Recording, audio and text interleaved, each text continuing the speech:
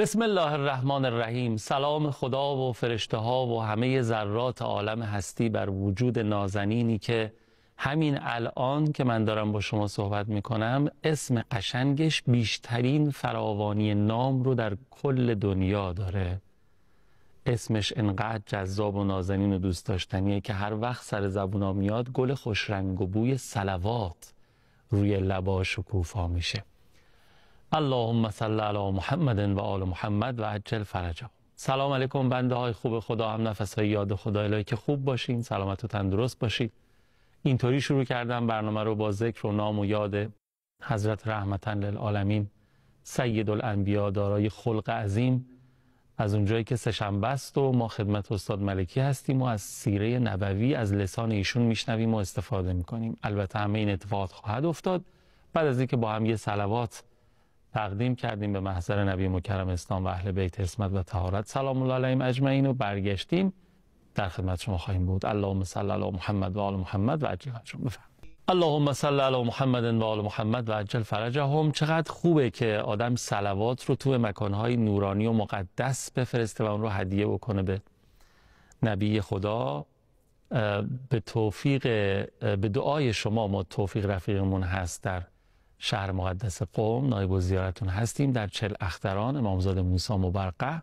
انشالله که خیلی زود نصیب و قسمت شما هم بشه اینجا صلوات بفرستین، اینجا سلام بدین و زائر با معرفتشون باشین. سلام علیکم و رحمت الله. استاد ملکی هستید. خیلی خوش آمدید. خیلی متشکرم. مخلص شما. بسم الله الرحمن الرحیم. ربی یسر ولا تعسر، سهل علینا یا رب العالمین. رب صل علی محمد و آل محمد. بنده محضر عزیزی و همه شنوندگان عزیز و بینندگان عزیز و ارجمند عرض سلام و ادب و احترام دارم. زنده باشید. مخلص شما هستیم. ما در خدمت شماییم و خیلی خوشحالیم از این بابت. خب همونطور که عرض کردم بحثمون سیره نبوی بود. آخر برنامه هفته گذشته یکی از آیات قرآن کریم که تأکید مؤکد دارن خدای بزرگ و مهربان برای اینکه ما بریم در خونه پیغمبر و از ایشان بیاموزیم و ایشان رو شاخص زندگیمون قرار بدیم.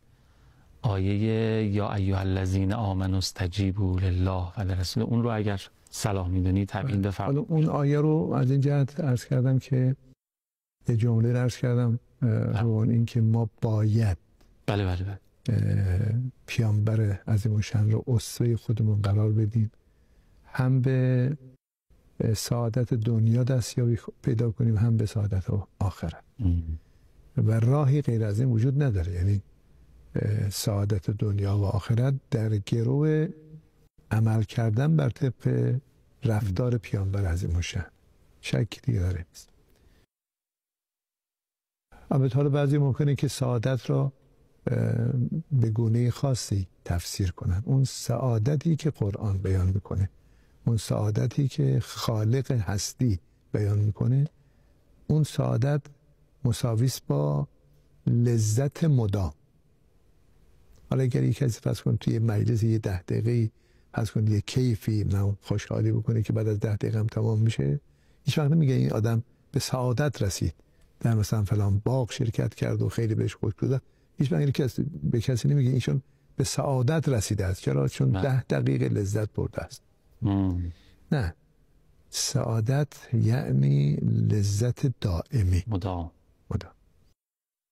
خب چون دنیا خیلی کوتاهه، لذت دوام در دنیا اصلا معنا نداره، چون اصلا خود دنیا دوام نداره که بخواد لذتش دوام داشته باشه. غیر از این که اصلا دنیا پیچیده شده به گرفتاری ها و غم و غصه ها و فراق ها و جدایی ها و اینها دیگه. یعنی طرف یکی مثلا بچهش تصادف میکنه از دنیا میره، خب سالها غم و غصه اون، یکی پدر از دست میده، یکی مادر از دست میده، یکی ورشکست میکنه، یکی مریض میشه.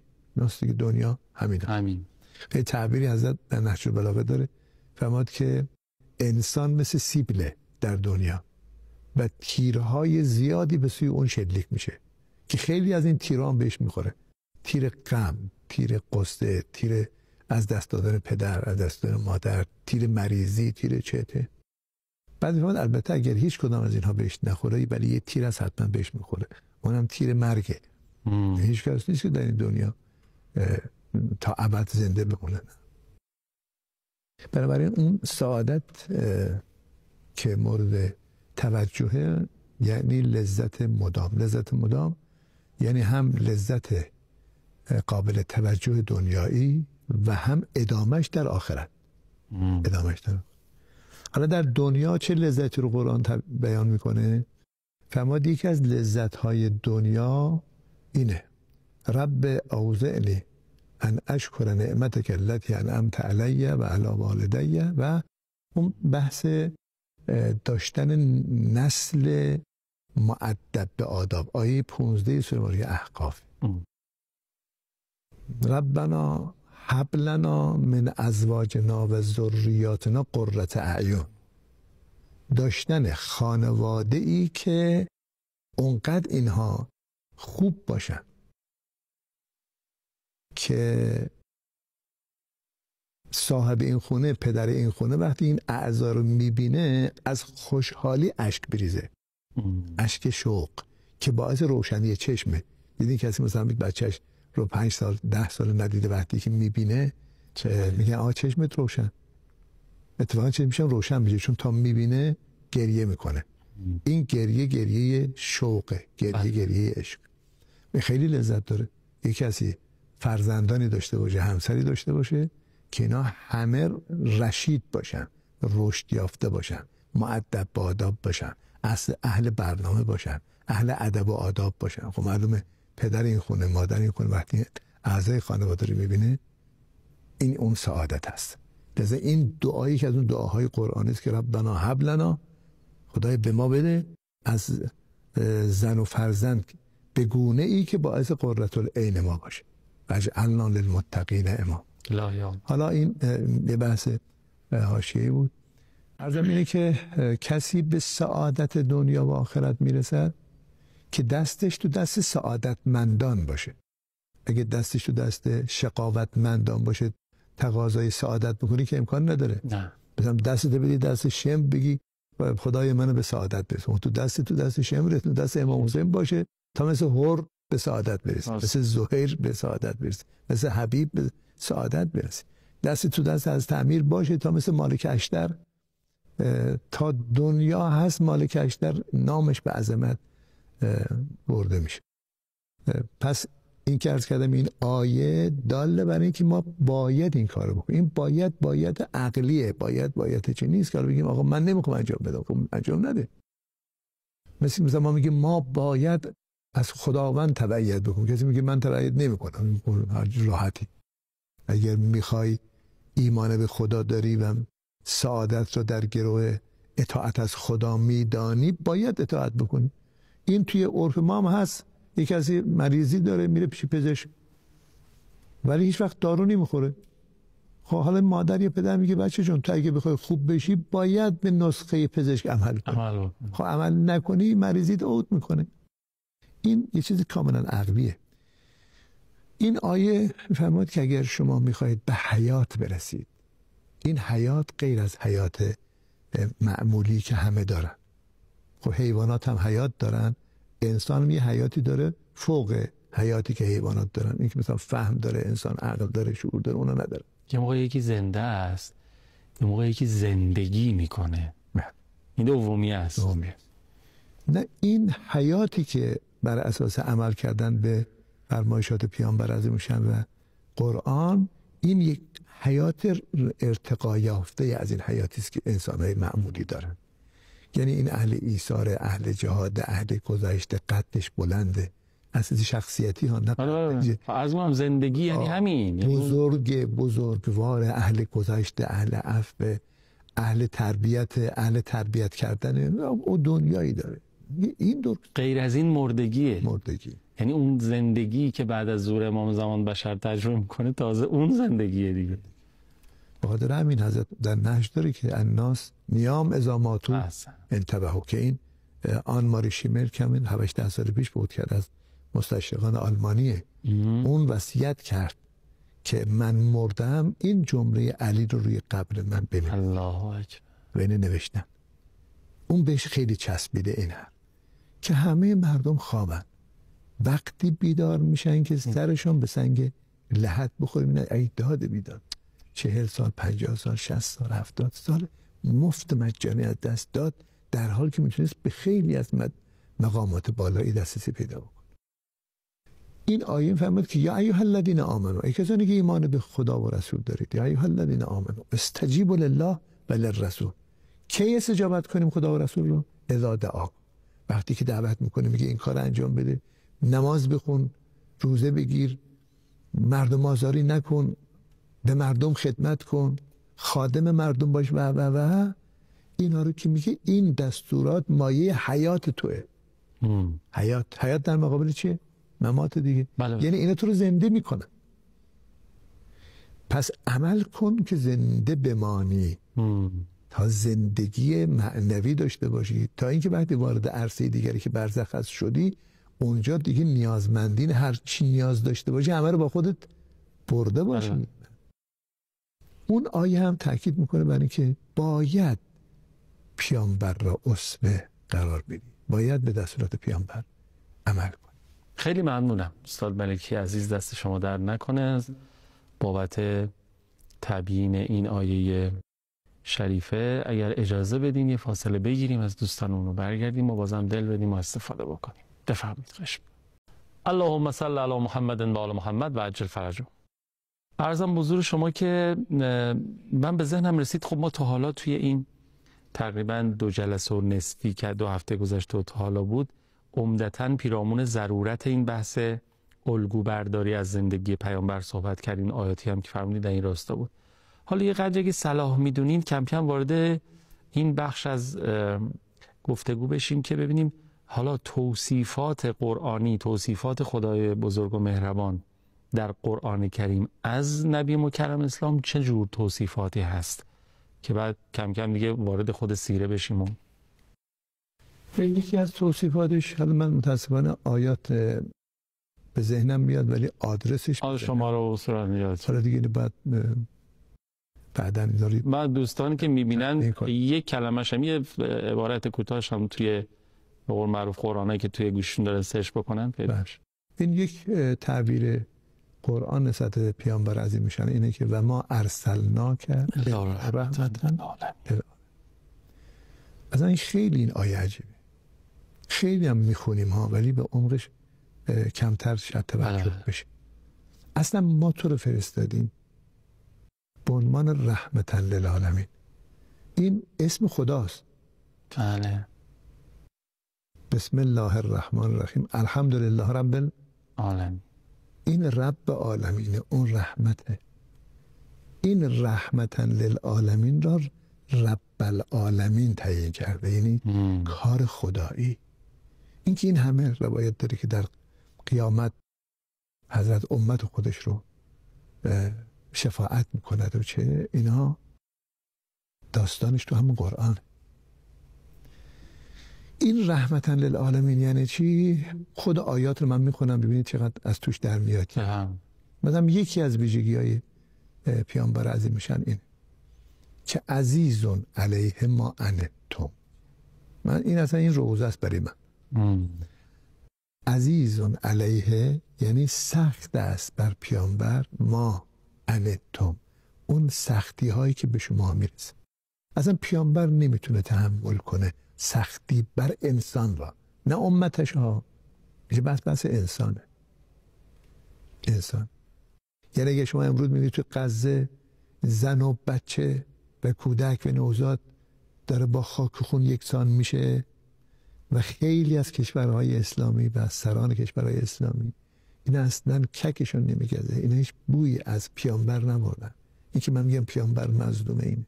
مگر میشه شما پیرو پیامبر باشی اما روی کره زمین به انسانها ضرر برسه تو قصه نخوری و نخوری تو اون پیامبر رو اسوه قرار، چه برسه به همکیشت، چه برسه به همکیشت. علی حال این بیچاره ها، این بچه ها چه گناهی کردن که باید جلو چشم جهانیان؟ ولی شما ببینید دانشگاه آمریکایی، بعضا اروپایی، حتی اساتید دانشگاه، اینا چه هزینه‌ای میدن. یعنی میاد شفیع به گردنش میاندازه، تظاهرات میکنه، از دانشگاه اخراج میشه، بلکه بالاتر تو زندان محبوس میشه و تا آخر عمرش شغلش از دست میده، ولی برای اینکه از یک مظلوم دفاع کرده باشه. این عملا تابع پیامبره. بله. در اینجا از ممکنه نامش مسلمان نباشه اما داره در مسیر پیامبر داره عمل میکنه. حداقل در این قسمت داره که موضوع خیلی مهم تاثیرگذاری هم است. این نشانه اون رحمتن للعالمین. این رحمتن للعالمین نمیتونه تحمل کنه سختی را بردکنه، چون از مردم بر خودشون مهربانتره. نمیفهمم من اصلا رحمتن للعالمین پیامبر رو نمیفهم. عجیبه واقعا. پیامبر چیز عجیبه. خدمتتون که عرض کنم در یک سفر حج، خدا حفظ کنه آقای انصاریان هم تو اون سفر بود و این داستان اونجا ثبت شد که یکی از این زائرای ایرانی مریضی پیدا کرده بود که دهنش قفل کرده بود و کلا دهنش باز نمیشد. عجب، همونجا تو سفر اینطور شد؟ نه، از قبل بوده. بعد بهش میگن که اینو خودش نقل میکرد که گفتن حالا دیگه شما اسمت به حج هم در آمده دیگه، حالا برو از پیامبر شفاعتو بگیر. آره.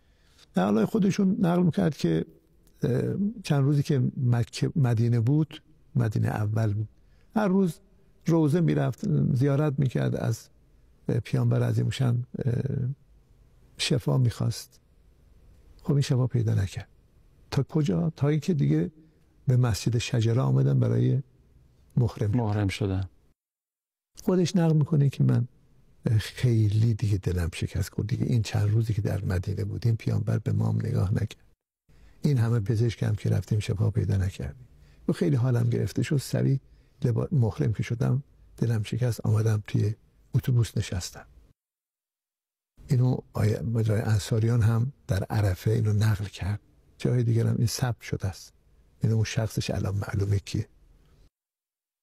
و ایشون میگه من آمدم خیلی دلم شکسته بود، گریه کردم، همونجا که نشسته بودم خوابم بود. در عالم خواب پیامبر رو دیدم.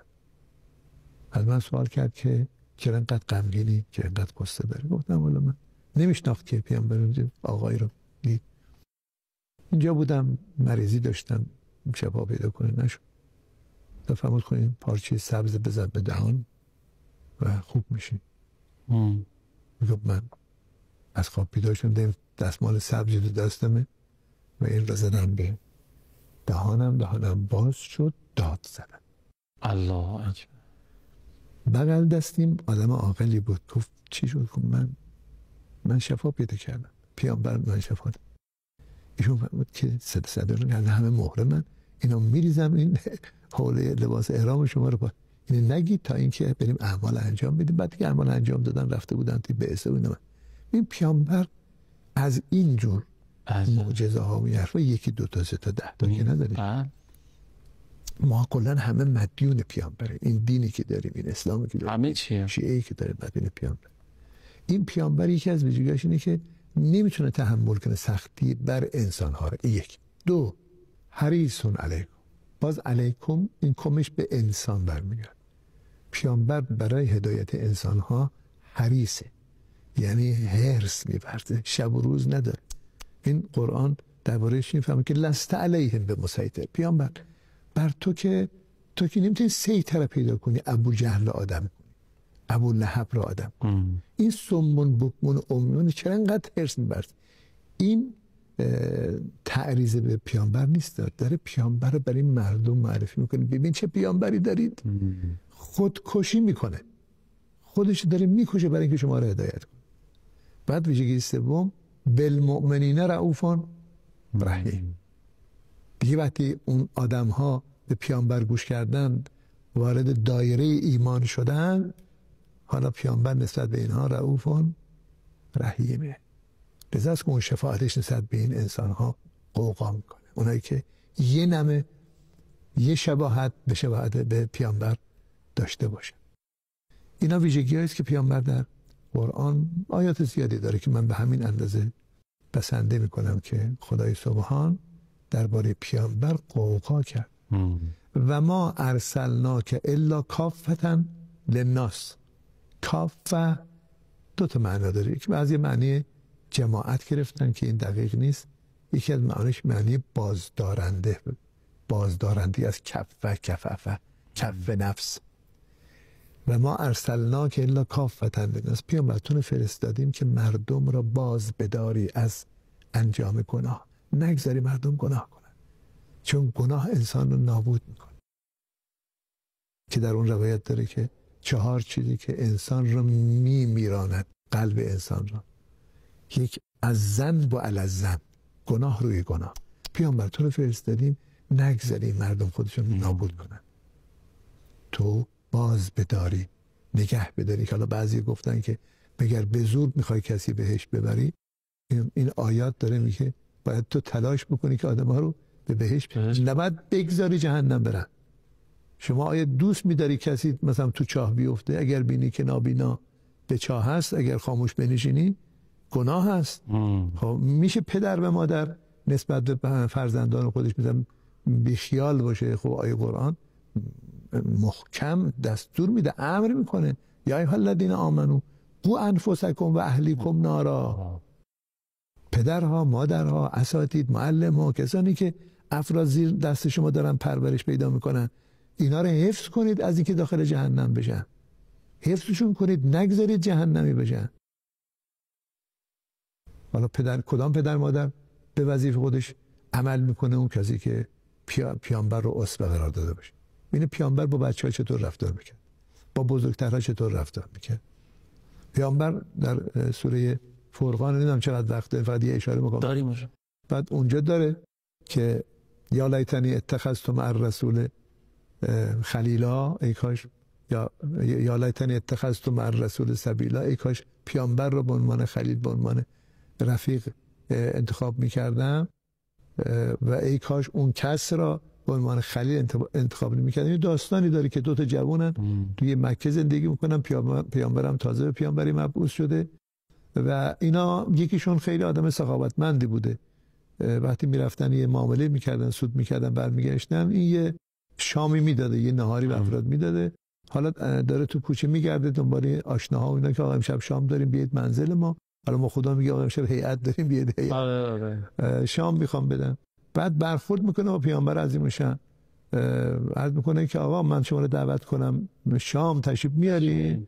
بعدم چرا نمیام؟ نگاه پیامبر نگاه چرا نمیام؟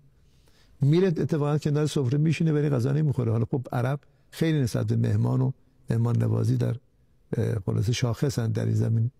بهش میگن که آقا این آقایی که دعوت کردی غذا نمیخوره. میاد میگه آقا جان چرا پس میل نمیکنی؟ میگه یه شرط دارم، اونم اینه که شهادتین رو بر زبان جاری کنی، من غذا میخورم. میگه چی باید بگم؟ میگه اشهد ان لا اله الا الله و اشهد ان محمدا رسول الله صلی الله علیه و سلم. میگه و حضرت شام میل میکنه. اون رفیقش نبوده، اینا 2 تا رفیقن. اون خیلی آدم بدجنسیه واقعا. تو بحث انتخاب رفاقت و دوست خیلی باید پدر مادرها. خب این آخرش میاد اونقدر تو گوش این میخونه که تو، من این رفاقتی نونی که با هم خوردیم حرامت میکنم. میگه خب باید چیکار کنم؟ میگه برو به پیامبر توهین کن و بگو اون حرفی که من زدم دروغ بود. و میره این کار رو میکنه و در جنگ احد یکیشون به درک واصل میشن، در جنگ بدر هم یکیشون به درک واصل میشن. این 3-4 تا آیه درباره اون بنده خدایی که پیامبر دستش گرفته بود میخواست آسمانش کنه و رفیقش نگذاشت، داره اون میگه ای کاش پیامبر اون مسیری که برای من انتخاب کرده بود، کاش دستم تو دست پیامبر قرار میگرفت نه در دست کسی دیگه. پیامبر که دور باشه از ما چنین رفیقی، چنین همراهی، از همه ما دور باشه. هرچی رفیق و همراه و دوست آشنا داریم همه اهل بیتی و امام حسینی باشه ان شاء الله. آقا خیلی استفاده کردیم، خدا خیرتون بده. عوامری نداریم، محتاجیم به دعاتون. خیلی ممنونم از همراهیتون، مراقب خودتون باشین. التماس دعا یا حق. خداحافظ.